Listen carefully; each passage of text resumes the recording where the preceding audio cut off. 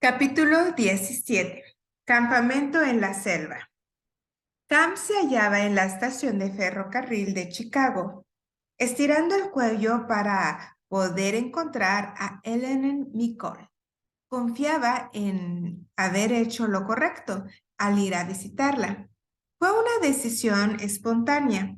Se encontraba en el campamento Wycliffe en Canadá cuando recibió el mensaje del fallecimiento de la abuela de Ellen y supuso que ésta iría a Chicago para asistir al funeral. Lo primero que pensó Cam fue telefonear a Ellen y darle el pésame por la noticia. Pero luego recordó que había pedido al pastor Erickson que consultara a su iglesia si estaba dispuesta a ayudar a comprar una avioneta para Perú. De repente se le ocurrió que podía tomar el tren hasta Chicago y visitar a Ellen Nicole y al pastor Erickson en un solo viaje. Un minuto después, Cam divisó el pelo rizado de Ellen en medio de la estación, abarrotada de gente. Agitó la mano, alborozado, cuando ella le vio. Agitó también la suya. Enseguida fue presentado al padre de Ellen. Quedó desconcertado. Cam tenía 49 años. El señor Mickle era solo 10 años mayor que él. Daba vueltas a lo que pensaría el señor Mickle si supiera que él se interesaba por su hija de 30 años. Sin embargo, tales pensamientos quedaron pronto olvidados al alejarse Cam y Ellen en auto por las calles de Chicago. Tenían muchas cosas que contarse. Cam quería conocer todas las novedades de la obra en Tetelcingo y Ellen escuchó entusiasmada cómo había encontrado el primer piloto para el Instituto Lingüístico de Verano. También se alegró al oír que Ken Altin, médico y graduado en el campamento Wycliffe, estaba considerando seriamente incorporarse al grupo de Perú. Los días pasaron veloces. Cam dividió su tiempo entre el pastor Erickson y su congregación del tabernáculo evangélico y Ellen Mickle y su familia. Cam y Ellen disfrutaban cada minuto que pasaban juntos, de modo que cuando ella estaba lista para volver a México, ya se había enamorado. Cam no tardó en preguntar al señor Mickle si le permitía casarse con Ellen. El señor Mickle aceptó de buena gana, si ella lo aceptara. Ella quiso de modo que los dos se... Ella quiso, de modo que los dos se despidieron con la promesa de escribirse diariamente hasta cuando Cam finalizara su trabajo en los Estados Unidos y pudiera regresar a México. Cam tenía mucho que hacer. Mantuvo el contacto con Ken Pike, que ahora dirigía el campamento Wycliffe en la Universidad de Oklahoma. Ken notificó que 17 hombres y 6 mujeres, todos solteros, habían firmado su compromiso para trabajar en Perú.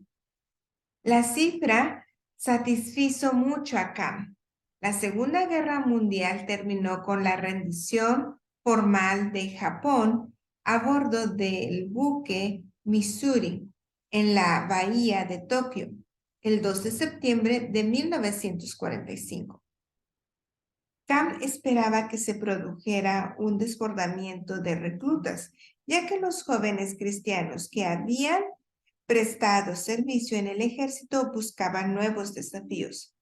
En realidad, Cam ya había previsto que los reclutas necesitarían instrucción para sobrevivir en la selva, por lo que empezó a planear un campamento en el territorio de México.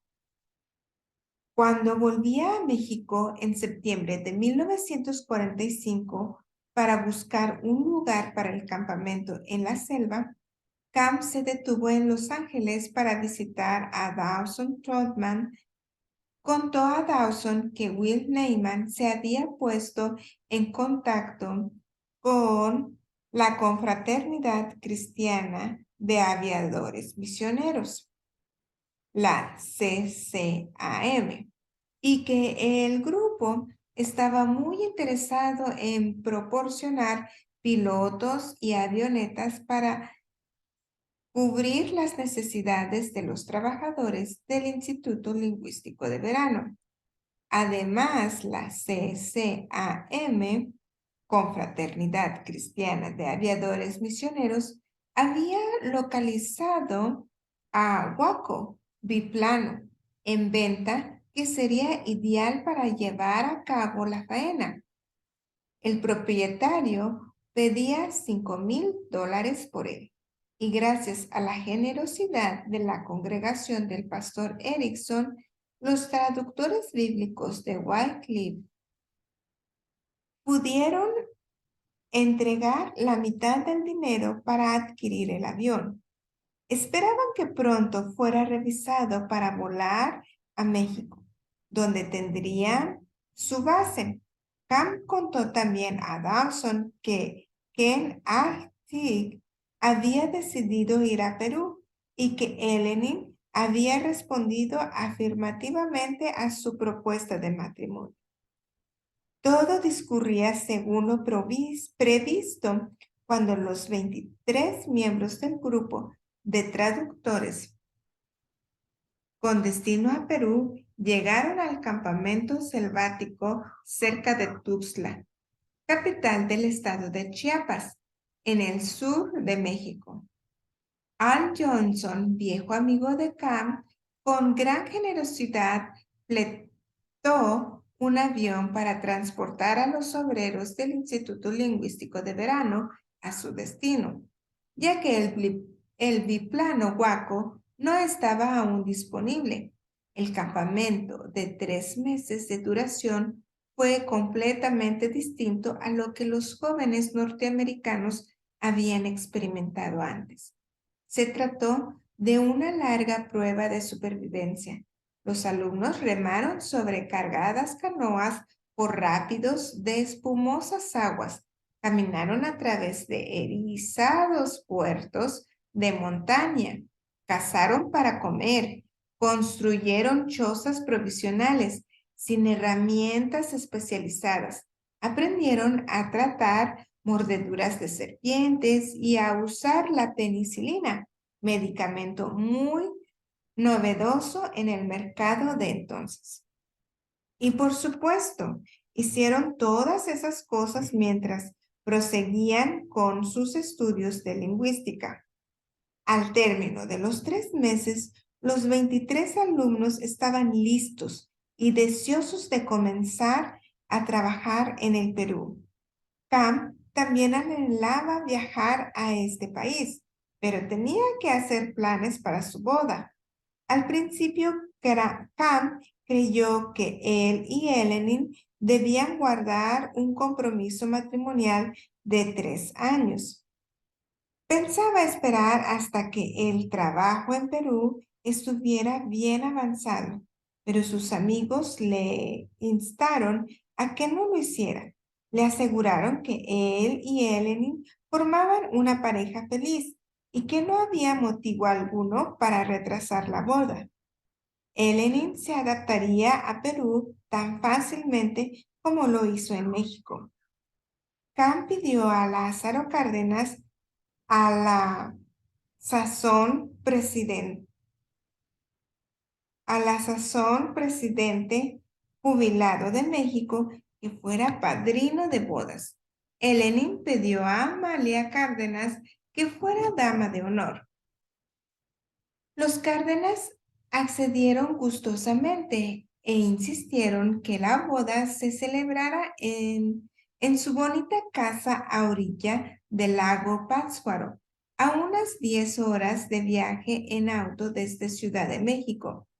Camp procuró que la lista de invitados fuera pequeña, a lo más pequeña posible, pero por causa de su trabajo con funcionarios del gobierno, tenía que invitar a muchas personas importantes.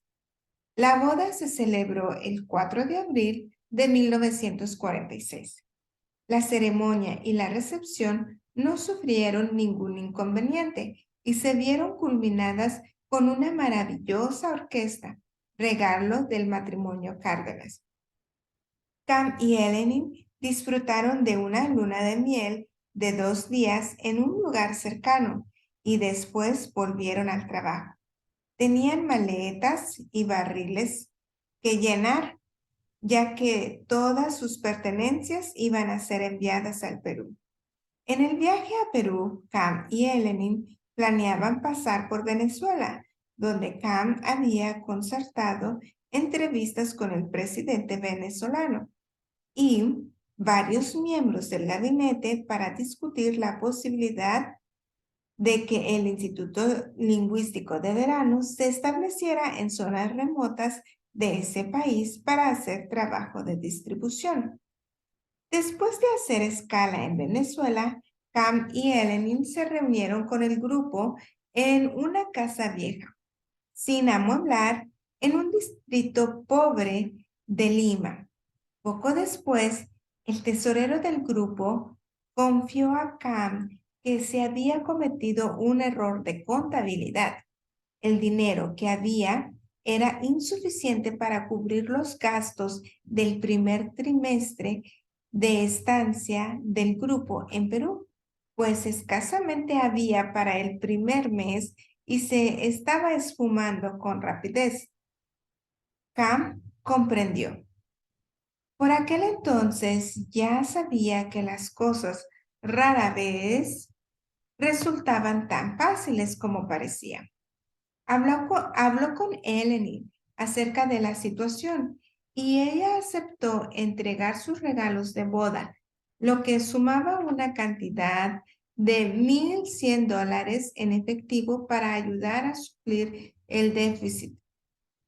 Esta cantidad, junto con un donativo inesperado de $500 de la iglesia local de Cam en Los Ángeles, bastó para pagar la renta y comprar comida para todo el grupo. No mucho tiempo después, los traductores se esparcieron por parejas a través de la selva del Perú. Cam y Eleanor establecieron su hogar en la selva, en un lugar con vistas al río Aguaiya. Y el lugar se hallaba conectado por una carretera principal con Lima y pasó a ser campamento base del Instituto Lingüístico de Verano en Perú.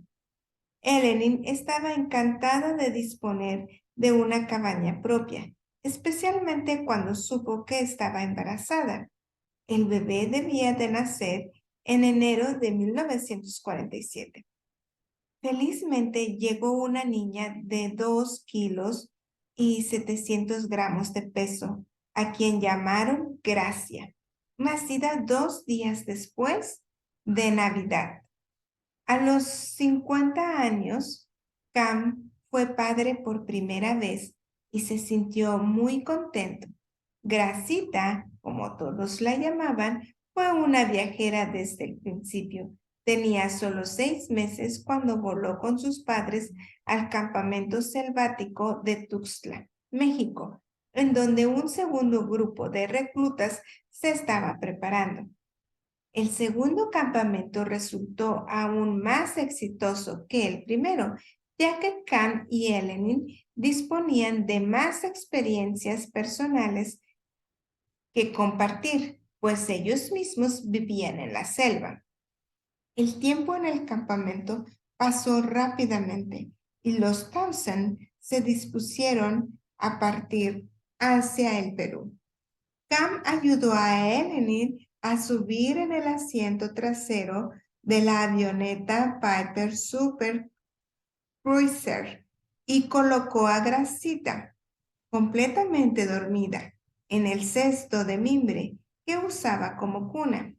Bien doblados, debajo de la niña llevaban los pañales limpios y secos, listos para el viaje. Cam saludó una vez más a los alumnos y se sentó al lado de su esposa. Ajustó el cesto de grasita para repartir el peso entre sus regazos.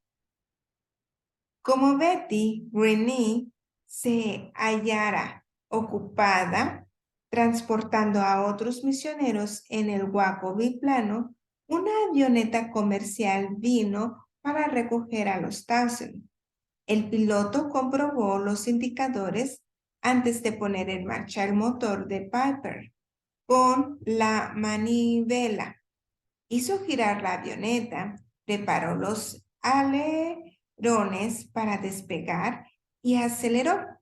En un instante, el Piper Super Cruiser se lanzó por una pista desigual y angulosa. Cuando llevaban recorridas unas 3/4 partes de la pista, las ruedas se alzaron del suelo. Cam agarró la mano de Eleanor. Llegaremos a Tuxtla enseguida, le dijo. Ambos giraron para ver por última vez a los alumnos aún saludando desde el otro extremo de la pista. Al volver la vista atrás, Cam supo que algo iba mal.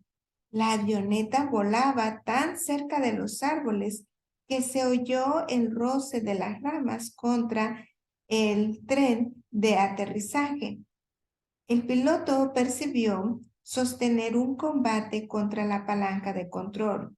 De pronto se oyó un ruido como de ruptura y Cam notó que la avioneta caía en picada.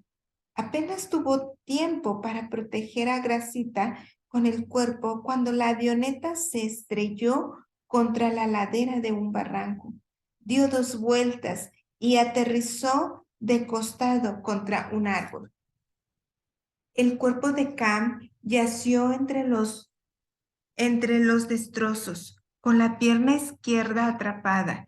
El olor a combustible invadió el ambiente. Intentó girar la cabeza despacio para comprobar cómo estaba su familia. Sintió un gran alivio cuando Gracita empezó a llorar y Eleanor movió la cabeza. Cam oyó que alguien golpeaba en la ventana y vio que era un indígena que les observaba. El combustible ya impregnaba la avioneta. Cam solo pensaba en el peligro de incendio. Le salía mucha sangre de la cadera izquierda. Eleanor tenía un pie atrapado, pero la niña estaba bien. Rápidamente, Cam agarró a Gracita, la puso entre los pañales, abrió la ventana y se la entregó al hombre. ¡Corra!, gritó en español. ¡Corra! ¡Fuego! ¡Fuego! El terror se reflejó en los ojos del indígena, que agarró a Gracita y se alejó de la avioneta. Una vez Gracita a salvo, Cam fue consciente de que tenía que salir de la avioneta lo antes posible. Tocó al piloto que gemía, pero no se movía. Acertó a distinguir que su cabeza estaba inmovilizada contra el panel de control y prestó atención a su esposa. Es el tobillo, Eleanor se lamentó. Cam bajó la vista. El pie de Eleanor colgaba de la pierna como el de una marioneta. Vamos, insistió por el beneficio de ambos. Tenemos que salir de aquí ahora mismo. Te ayudaré. Penosamente los dos se arrastraban a través de la ventana de la avioneta accidentada y cayeron torpemente sobre el suelo. Entonces, varios alumnos del campamento llegaron al lugar de la escena.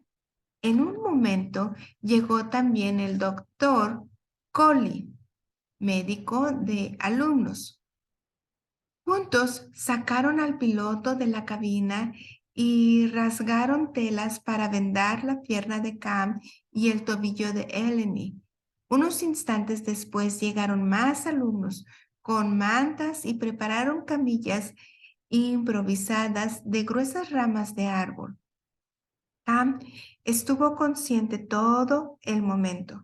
No dejó de cavilar. Deseaba que sus paisanos se dieran cuenta que cuán poco fiables eran los vuelos comerciales en la selva. Tal vez entonces financiarían más avionetas y pilotos experimentados para el Instituto Lingüístico de Verano. De pronto, haciendo caso omiso al dolor punzante de su pierna aplastada, se le ocurrió una idea. «Kietzman», gritó a uno de los alumnos, «trae la cámara y filma el lugar del accidente antes de que nos saquen de aquí. Los amigos que nos apoyan deben ver esta escena». Del Kietzman quedó aturdido por un instante. Luego corrió e hizo lo que Cam le había pedido. En pocos minutos se filmó la escena. Entonces los 3 heridos fueron rescatados de la ladera del barranco y transportados a una de las casetas del campamento Selva. El doctor Collie les curó las heridas lo mejor que pudo. Se sintió mucho mejor cuando, después de llamar por radio al presidente Cárdenas, llegó otro médico, una enfermera auxiliar y un botiquín con vendas y medicinas para tratar a los pacientes. Transcurrieron 12 días hasta cuando los médicos sintieron que los 3 heridos se encontraban en una situación suficientemente estable como para ser transferidos a un hospital de Ciudad de México. A Gracita, que resultó ilesa en el accidente, la dejaron allí y fue cuidada por los alumnos y profesores del campamento. Una vez ingresados en el hospital, Cam y Eleanor fueron sometidos a sendas operaciones quirúrgicas para rehabilitar sus piernas malheridas. La cadera de Cam estaba en tan mal estado que hubo que insertarle una placa metálica para proporcionarle un mayor soporte. El tobillo de Eleanor precisó una importante reconstrucción quirúrgica. Como consecuencia de ello, Eleanor no pudo caminar sin valerse de muletas por 6 meses y la lesión le fue causa de molestias por el resto de su vida. A pesar del dolor que Cam y Eleanor padecieron, 2 cosas buenas derivaron de aquel accidente. En primer lugar, él tuvo que guardar reposo, lo que le permitió terminar de escribir la obra Lázaro Cárdenas, demócrata mexicano, biografía comenzada varios años antes. En segundo lugar, Cam se dio cuenta de que el Instituto Lingüístico de Verano necesitaba disponer de su propio servicio de aeronaves en la selva. Confraternidad Cristiana de Aviadores Misioneros, CCAM, y Betty Greene había prestado un servicio muy útil, pero no había forma de que la organización de Betty creciera lo suficientemente rápido como para cubrir todas las necesidades del Instituto Lingüístico de Verano. Aun cuando los fondos de la organización estuvieran más bajos que nunca, Cam comenzó a escribir instrucciones sobre cómo debería exactamente operar un servicio de aviación en la selva. Tan pronto como se recuperó lo suficiente, Cam viajó a los Estados Unidos para asistir a una reunión del Consejo Directivo del Instituto Lingüístico de Verano. Muchas cosas alentadoras se trataron en aquellas reuniones. Ken Pike estaba haciendo preparativos para dar comienzo a un campamento Wycliffe en Australia. Nueva Guinea pasó a ser un foco de atención durante la Segunda Guerra Mundial. Nadie sabía cuántas lenguas se hablaba en las brumosas tierras altas de las islas. Pocas personas blancas habían pisado los miles de kilómetros cuadrados del montañoso interior. Cuando Khan presentó la idea de un departamento de aviación, la atmósfera del salón se tornó sombría. Nadie mostró mucho entusiasmo por el proyecto. Los otros 6 miembros del consejo arguyeron que costaría una enorme cantidad de dinero establecerlo y otro tanto mantenerlo en funcionamiento. Además, les costó trabajo comprender que tenían que ver los misioneros con los aviones. Cam trajo el tema con los miembros del consejo. Les dijo que, en su opinión, trabajar en la selva significaba entablar lazos con la aviación. Les gustara o no. En última instancia, no consiguió que el grupo compartiera su punto de vista, pero logró que el proyecto siguiera adelante con una condición. Debería contar con la suma de $40,000 depositados en el banco antes de la próxima reunión del Consejo, a celebrarse en 1949.